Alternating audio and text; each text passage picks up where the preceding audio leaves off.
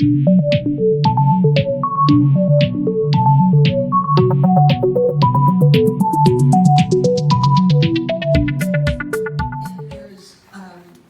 thing that they do now, it's called quick diamond in 4.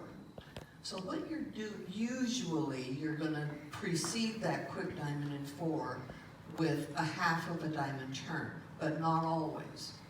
Sometimes you will start something and do a quick diamond in 4, okay? But when you're first learning it, it's usually with a diamond turn half. So we're going to start with the first half of our diamond turn, which would be, so now we are in banjo with the man facing reverse line diagonal wall. We do a quick diamond in 4. You're going to turn on 4 quick steps to close position facing the line of dance. So in waltz, you have to syncopate it. So it's a 1, 2, and 3.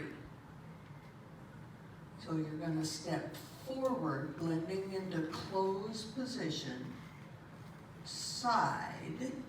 No, we're not in closed, we're in banjo. No, we are in closed position.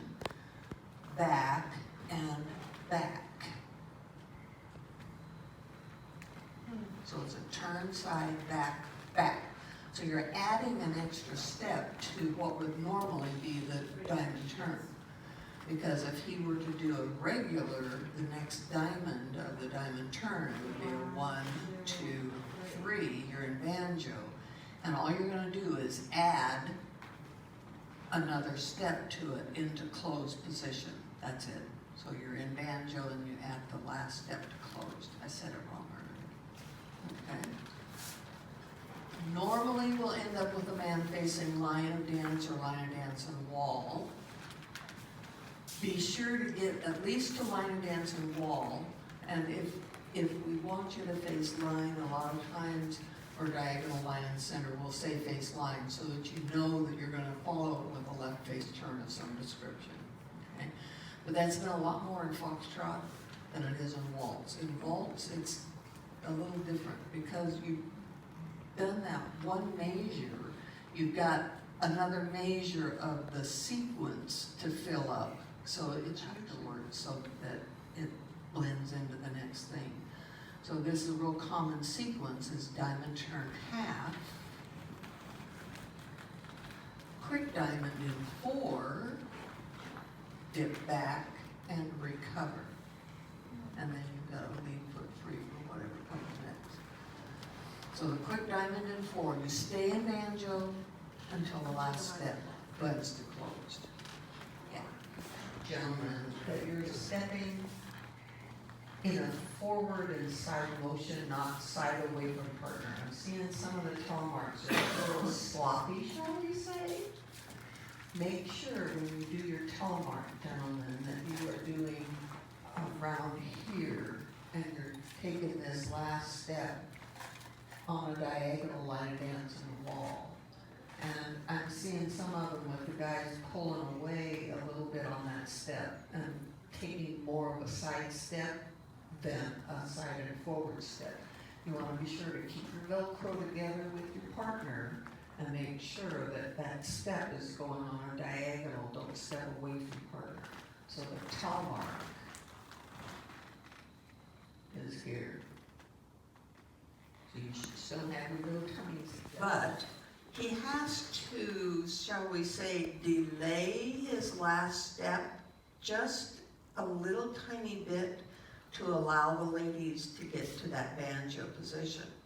Because she's doing a 3/4 turn with her heel turn. So it's a long ways around. So when you do your telemarked banjo, it's 1, 2, 3. So he has to delay just a hair, not a lot, but just a little bit to allow the ladies to keep coming on around. And ladies, one of the most important things you can do on a telemarked banjo is keep your head left.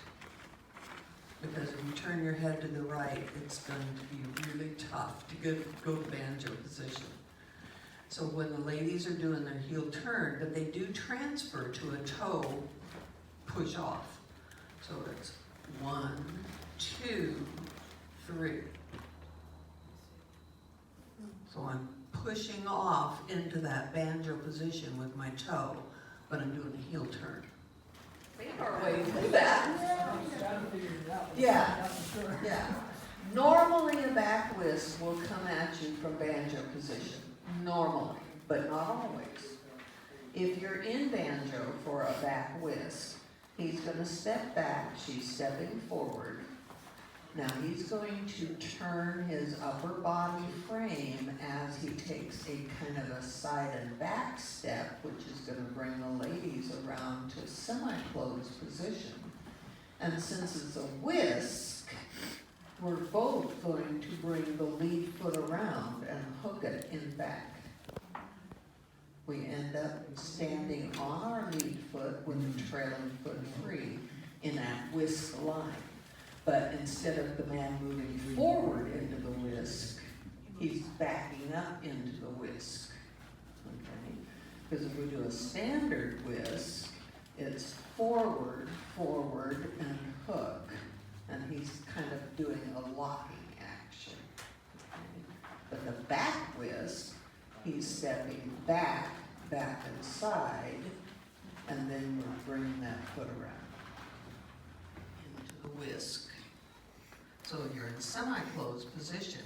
Back whisk is back, back, hook. So if you're in semi-closed, you're both backing up. If you're in banjo, then you have to do the change of position just like you do with the through hovers. Help her. I know you think she's a big girl, she can do it on her own. But if you don't turn your body on these back whisks and so forth, it makes it really difficult for her to do her part.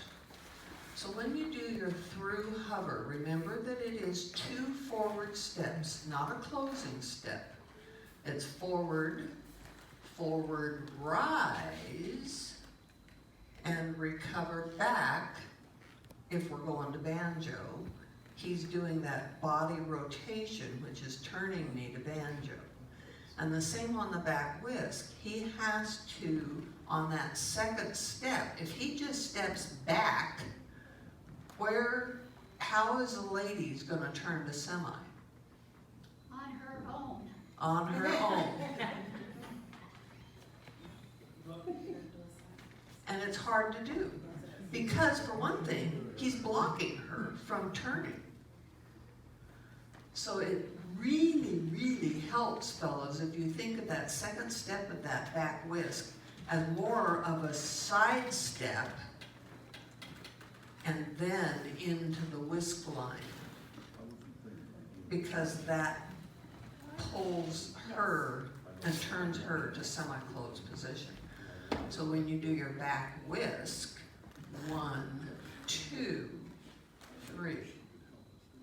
And he's opening me up by his right face upper body frame.